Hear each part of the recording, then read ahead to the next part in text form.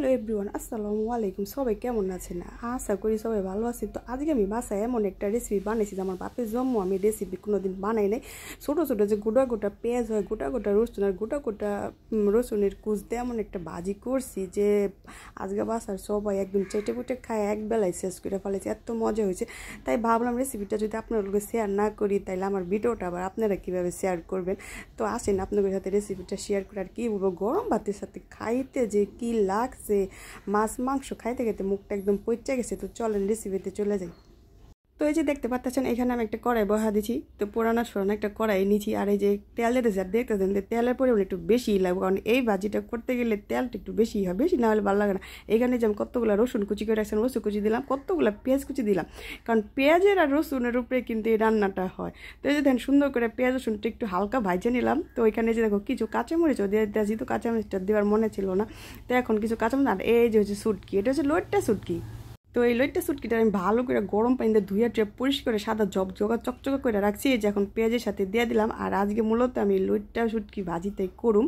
মানে এত মজা হয়েছে যে লইট্টা শুটকি ভাজিটা এইভাবে, যে আমি আগে কখনো এইভাবে আমি নিজেই রান্না করি নাই। তো আমি এক আপুরে দেখছিলাম ফেসবুকে নাকি ইউটিউবে কোন এক আপুরে দেখছিলাম, তো সেই আপুরটা দেখে আমি রান্নাটা মানে করতেছি। তো আমি তো নিজেও জানতাম না যে ভাইরে ভাই মানে এই রান্নাটা যে এত মজাই হইব। তো এই যে দেখেন সব কিছু সুন্দর করে ভাইজে নিলাম, শুটকি পেঁয়াজ কাঁচামরিচ রসুন।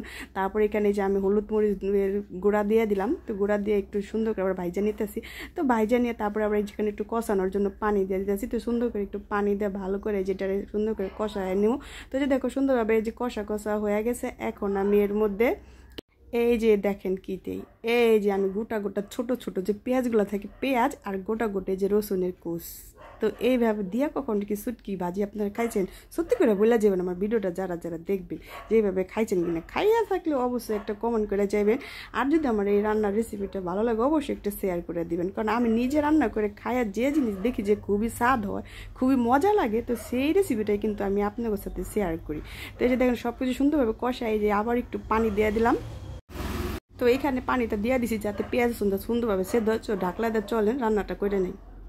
আর এই যে দেখেন কিছুক্ষণ রান্না করে নিছি, একদম অল্প আছে রান্না করছে। আর দেখেন কি সুন্দর রসা রসা কষা কষা হয়েছে, দেখা যাচ্ছে গোটা গোটা আস্তে আস্তে পেঁয়াজ আর গোটা গোটা রসুনের কুচ, আর যে সুন্দর ফ্লেভার বাইরে হইতেছে। আমার রান্না কমপ্লিট।